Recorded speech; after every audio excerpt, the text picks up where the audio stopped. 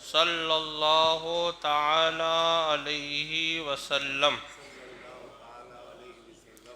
میرے پیارے آقا صلی اللہ علیہ وسلم کے پیارے دیوانوں، سرکار مدینہ رحمت عالم فخر آدم و بنی آدم صلی اللہ تعالی علیہ وسلم پر صلاۃ و سلام بکثرت بھیجا کرو۔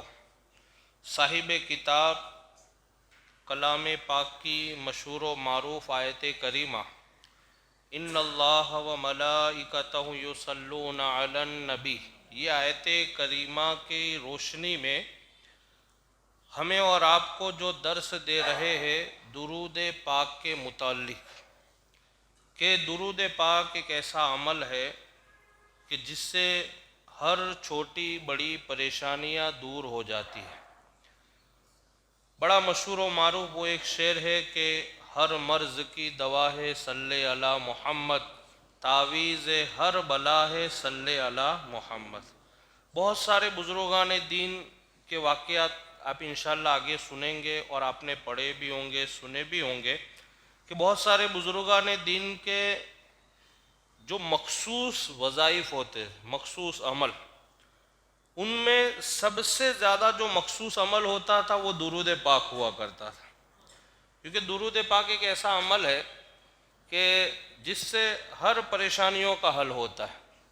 ایک جگہ تو ایک بزرگ نے لکھا ہے کہ اگر آپ کو ہر طرف سے پریشانیاں گھیر لے، کوئی راستہ سوجھتا اگر نہیں ہے آپ کو، اور آپ بہت پریشان ہیں، تو ان گنت یعنی بغیر گنے ہوئے حضور کی بارگاہ میں درود و سلام پڑھنا شروع کر دو، اللہ تعالیٰ درود کی برکت سے تمہاری پریشانیاں دور فرمائے گا۔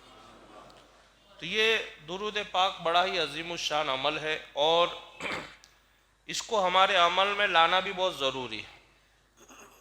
آگے بہت سارے بیان آئیں گے، آپ سنیں گے کہ یہ درود پاک ایک ایسا عمل ہے کہ صرف ایسا نہیں کہ آپ کے کام ہوں گے پریشان، بلکہ آپ کو روحانی پاور بھی پیدا کرتا ہے۔ جو ہمارا ایمانی پاور ہوتا ہے، ایمانی جذبہ اور روحانی جذبہ جو ہوتا ہے، اس کے اندر تازگی پیدا کرتا ہے درود پاک۔ اور درود پاک پڑھنے میں کبھی بھی شرم نہیں کرنی چاہیے۔ ہمارے اندر آج یہی ہوتا ہے کہ ہم اور آپ بہت شرماتے ہیں۔ جیسے ابھی جب پڑھایا جاتا ہے الصلاۃ والسلام علیک یا رسول اللہ، تو اس میں بھی لوگ بہت دھیمی آواز میں پڑھتے ہیں، حالانکہ نہیں، آواز آپ بلند کریں۔ جب یہ درس سے پہلے یا کہیں اور بیان میں جو الصلاۃ والسلام علیک یا رسول اللہ پڑھایا جاتا ہے، اس میں ایک نارمل آواز آپ نکالیں۔ اس کی وجہ ہے، خالی اس کا مطلب یہ نہیں کہ میں یہ چاہتا ہوں کہ آپ کی آواز بڑھے، نہیں، اس کی برکت ہے، اور اس کی برکت یہ ہے کہ آپ کی آواز جہاں جہاں تک جائے گی، وہ در و دیوار، وہ چیزیں قیامت کے دن آپ کے درود پڑھنے کی گواہی دے گی۔ قیامت کے دن وہ چیزیں آپ کے درود پڑھنے کی گواہی دے گی۔ اور ہم غلاموں کے لیے اس سے بڑا اور کام کیا چاہیے؟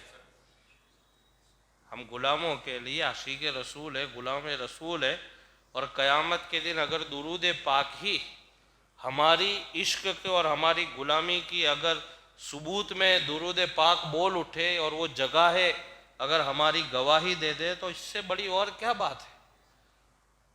تو یہ درود پاک کہیں بھی آپ ہو، اور جب بھی درود پاک پڑھنے کا موقع ہے، اس میں کبھی شرمانا نہیں چاہیے۔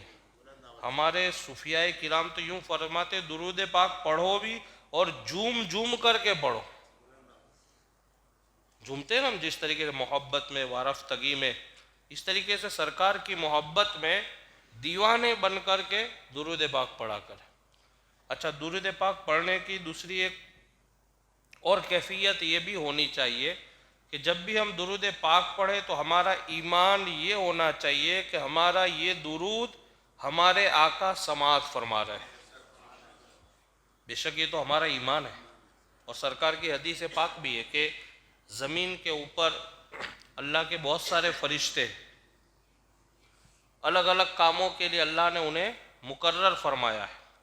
اس میں سے کچھ فرشتے اس لیے بھیجے گئے ہیں، آقا فرماتے ہیں کہ وہ فرشتے میری امت کا درود پاک لیتے ہیں اور میری بارگاہ میں پہنچاتے ہیں۔ یہ حدیث پاک ہے، سرکار خود فرماتے ہیں۔ تو اس لیے درود پاک کوئی چھوٹا عمل نہیں ہے، کوئی معمولی عمل نہیں، یہ بہت بڑا عمل ہے۔ اور بہت سارے بزرگان دین نے فرمایا، انشاءاللہ آگے بیان آئے گا یہ بھی، کہ اگر درود پاک آپ پڑھنے کی عادت بنا لیں گے نا، اب جب کہ ہم کو روزانہ اتنے درود پاک پڑھنے ہی ہے، رات کو سونے سے پہلے یا فلاں ٹائم اتنے درود پاک پڑھنے ہی ہے، تو وہ بزرگان دین فرماتے اس کی جو برکتیں ہیں، اس کا فیضان و کرم، فیوز و برکات جس کو کہا جاتا ہے، وہ ایسے ایسے ظاہر ہوں گے آپ کے ساتھ کہ کبھی آپ نے سوچا نہیں ہوگا۔ بہت سارے بزرگان دین کو سرکار علیہ السلام کے خواب کے اندر بار بار دیدار ہوئے۔ جب ان سے پوچھا گیا کہ آپ ایسا کون سا عمل کرتے ہو کہ آپ کو سرکار کے دیدار ہو رہے، تو کہا کہ کوئی عمل نہیں، بس روزانہ سرکار کی بارگاہ میں درود و سلام بھیجتے رہتے۔ تو اس لیے یہ بھی ایک عمل ہے، اس کو اپنی زندگی کے اندر ہمیں اور آپ کو داخل کرنا چاہیے۔ میرے پیارے آقا صلی اللہ علیہ وسلم کے پیارے دیوانوں، سرکار علیہ الصلاۃ والتسلیم پر صلاۃ و سلام بکثرت یعنی زیادہ تر بھیجا کرے، یہی وہ واحد عمل ہے، یہ ایک درود پاک ایسا عمل ہے جو خود اللہ تعالیٰ کی سنت ہے۔ ہر چیز کا حکم اللہ نے دیا، ہم کو نماز پڑھنے کا حکم اللہ نے دیا، زکوٰۃ ادا کرنے کا حکم اللہ نے دیا، حج کرنے کا حکم اللہ نے دیا، لیکن اللہ نماز نہیں پڑھتا ہے، اللہ تعالیٰ روزہ نہیں رکھتا ہے، اللہ زکوٰۃ نہیں ادا کرتا ہے، لیکن ایک واحد عمل درود پاک ایسا ہے کہ جس کا حکم اللہ نے اپنے بندوں کو تو دیا ہے، لیکن اللہ تعالیٰ خود بھی اس عمل کو کرتا ہے۔ جو آیت کریمہ آپ سنتے ہو نا، ہر نماز و مسجدوں میں آپ نے سنا ہوگا، ان اللہ و ملائکتہ یصلون علی النبی، اس کا ترجمہ میں نے آپ کو تو بار بار بتایا ہے، لیکن پھر بتاتا ہوں، اس کا ترجمہ یہ ہوتا ہے کہ بے شک اللہ تعالیٰ، یہ آیت کریمہ، ان اللہ، بے شک اللہ تعالیٰ، و ملائکتہ، اور اس کے فرشتے، یصلون علی النبی، درود بھیجتے ہیں نبی پاک پر۔ یہ آیت کریمہ کا ترجمہ ہے، ان اللہ و ملائکتہ یصلون علی النبی، بے شک اللہ تعالیٰ اور اس کے فرشتے درود بھیجتے ہیں نبی پاک پر، یا ایہا الذین آمنو، تو اے ایمان والو۔ اچھا، درود پڑھنے کے لیے کس کو کہا گیا؟ ایمان والوں کو۔ اس لیے درود جو ایمان والے ان کو مچل مچل کے پڑھنا چاہیے، جم جم کر کے۔ تو یا ایہا الذین آمنو، اے ایمان والو۔ دیکھو اللہ نے کلام پاک میں الگ الگ انداز میں کلام فرمایا ہے، کہیں فرمایا یا ایہا الناس، جس کا ترجمہ ہوتا ہے اے لوگو، اور کہیں اللہ فرما رہا ہے یا ایہا الذین آمنو، اے ایمان والو۔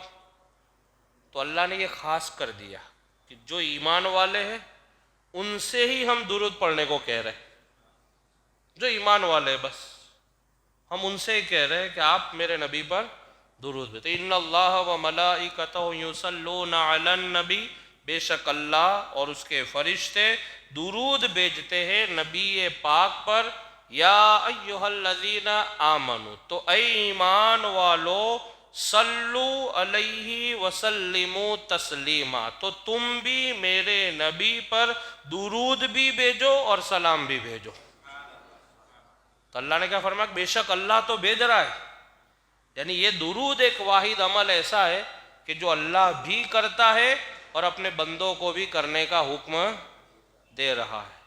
تو یہ درود پاک پڑھنے سے حضور کی بارگاہ میں ہم تحفہ بھی بھیج رہے ہیں، ہمیں ثواب بھی مل رہا ہے، اور ساتھ ساتھ میں اللہ کی سنت بھی ادا ہو رہی ہے۔ تو اس لیے درود پاک ایک ایسا عمل ہے کہ جس کا حکم اللہ نے بندوں کو بھی دیا اور خود بھی کر رہا ہے۔ تو کہتے ہیں کہ درود پاک ایک واحد ایسا عمل ہے جو سنت الہیہ ہے کہ اللہ رب العزت جل جلالہ اپنے حبیب پاک پر بکثرت درود و سلام کے پھول نچھاور فرماتا ہے، اور اس کے فرشتے بھی یہی گلدستہ پیش کرتے، فرشتے بھی درود پاک پڑھتے، اور اللہ عز و جل ہم سے بھی یہی مطالبہ کرتا ہے۔ اللہ ایمان والوں سے بھی یہ کہتا ہے کہ تم بھی درود پاک پڑھ، اور ہم سے بھی یہی مطالبہ کرتا ہے کہ ہم بھی اس کی اطاعت و فرما برداری کریں اور پیارے حبیب پر درود و سلام پڑھیں۔ اس لیے درود پاک بڑا عظیم الشان عمل ہے۔ جب بھی موقع ملے زیادہ سے زیادہ کثرت سے حضور کی بارگاہ میں درود و سلام کا ہدیہ پیش کیا کرے۔ اللہ سے دعا ہے کہ اللہ رب العزت سب سے پہلے مجھے اور آپ تمامی حضرات کو سرکار علیہ السلام کی بارگاہ میں زیادہ سے زیادہ درود و سلام پیش کرنے کی توفیق رفیق عطا فرمائے۔ ہمارا چینل فیضان پنجتن کو سبسکرائب کریں، لائک کریں، بیل آئیکن بٹن کو دبائیں۔